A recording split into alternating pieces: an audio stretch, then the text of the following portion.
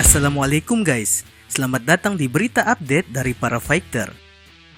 Kejutan demi kejutan terjadi dalam event UFC 259. Para fighter terbaik yang terdiri dari 4 juara bersaing di malam yang sama. Dan pada main card kali ini, kejutan itu tersaji dari awal laga pembuka hingga main event yang mempertemukan Jan Blachowicz versus Israel Adesanya. Kita mulai dengan laga pembuka main card. Di kelas light heavyweight, kita disambut oleh fighter nomor 2 kontender, Thiago Marita Santos melawan fighter nomor 4 kontender, Alexander Rocket Rakic. Laga ini menjadi ajang kebangkitan Thiago Santos setelah 2 kali kalah beruntun melawan John Jones dan Glover Teixeira. Sedangkan bagi Alexander Rakic, ini adalah kesempatan untuk menaikkan posisinya di top contender light heavyweight dan bersaing di perebutan gelar juara. Pertandingan dimulai dalam tempo yang lambat. Kedua fighter terkesan lebih berhati-hati dalam melancarkan pukulan. Laga ini dimenangkan oleh Alexander Rakic dengan unanimous decision. Setelah pertarungan 2 kontender light heavyweight, kita lanjut ke pertandingan antara Islam Makhachev versus Drew Dober. Ini adalah kesempatan bagi Islam Makhachev untuk membuktikan bahwa levelnya memang berada di top contender lightweight. Dan setelah 18 bulan tidak bertarung, kali ini Islam Makhachev bertarung melawan fighter asal Nebraska, Amerika Serikat ini.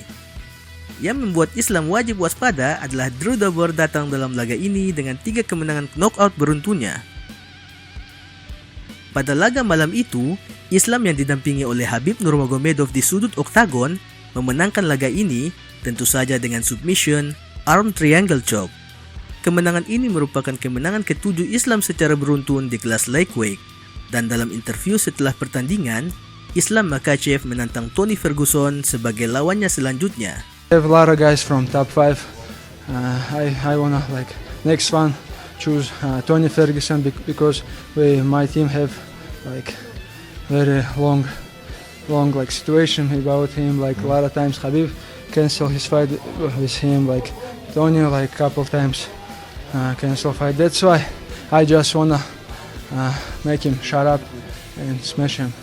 Because Khabib now retired, he keep talking something, but I wanna make him shut up.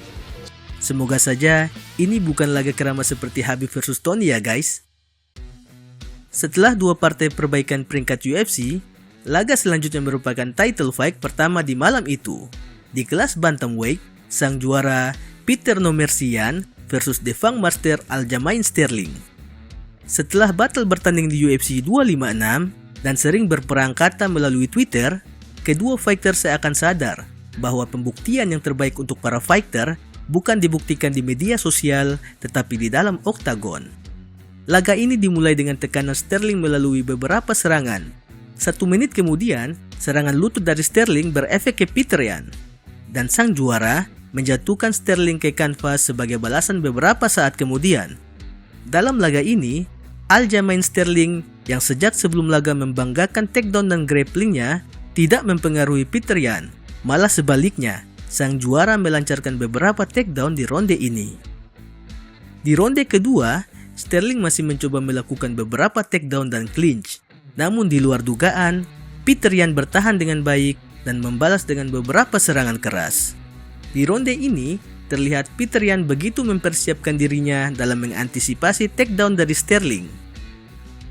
Peter Yan memulai dominasinya di ronde ketiga dengan 3 takedown dan beberapa serangan akurat ke arah Sterling yang pada babak ini mulai kehabisan stamina. Di ronde ini, Peter Yan benar-benar menunjukkan bahwa fighter Rusia tidak bisa diremehkan dalam urusan gulat. Memasuki ronde keempat, Peter Yan masih mendominasi. Namun saat naas itu tiba, saat Peter Yan menjatuhkan Sterling, dalam posisi di bawah, Peter Yan melancarkan serangan lutut ilegal yang membuat Sterling terjatuh.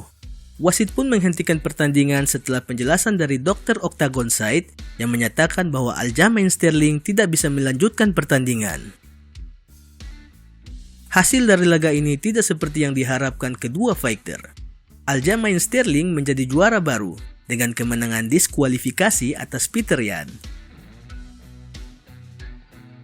Menanggapi keputusan diskualifikasi yang menimpanya, Peter Yan dengan sangat berbesar hati menanggapinya melalui Twitternya.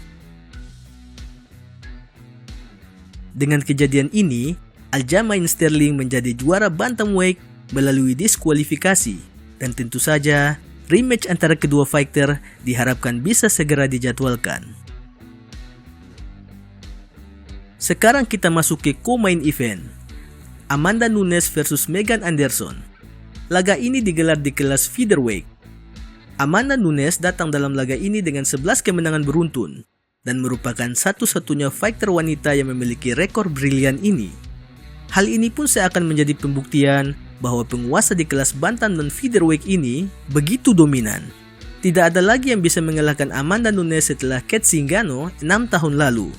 Fighter elit wanita seperti Valentina Shevchenko, Ronda Rousey, Cris Cyborg, Miesha Tate, dan Holly Holm sudah menjadi korban dari Nunes, dan lawannya Megan Anderson datang dalam laga ini dengan 2 kemenangan beruntunnya. Amanda Nunes membuktikan bahwa kelasnya jauh di atas fighter-fighter wanita di UFC setelah secara cepat menghabisi Megan Anderson melalui submission armbar di ronde pertama. Kemenangan ini sekaligus memperpanjang win streaknya menjadi 12 kemenangan beruntun, dan tak perlu dibantah lagi bahwa Amanda Nunes merupakan fighter wanita terbaik dalam sejarah UFC.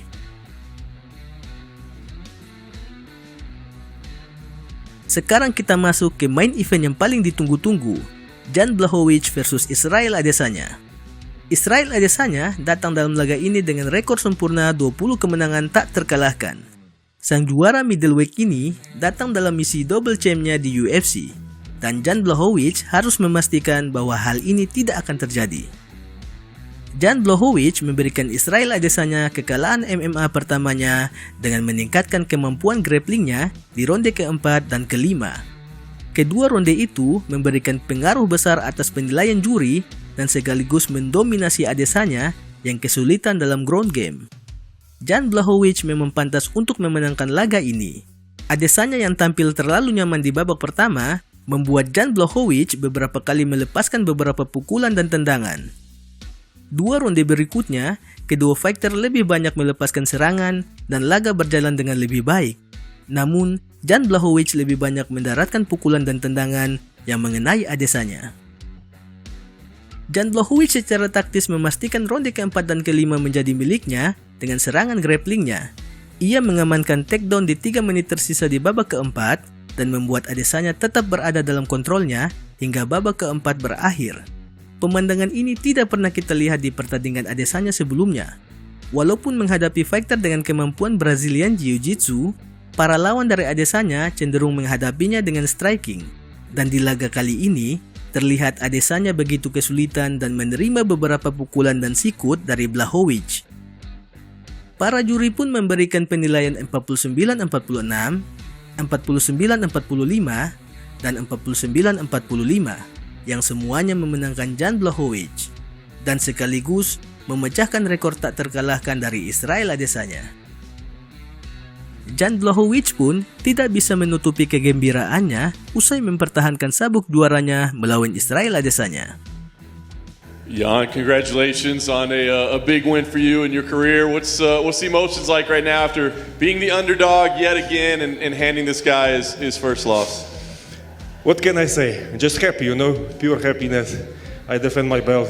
Now I'm proved that I'm true champion. I think now I'm gonna have respect from everybody, nobody, And in the next fight I will not gonna be underdog anymore, I think so. But I don't care anyway, could be. Sementara itu, Israel Adesanya menyikapi kekalahan pertamanya di MMA dengan tenang. Losses are part of life, and losses is something I deal with occasionally. This is my first one in MMA, but yeah, as they say, it is what it is.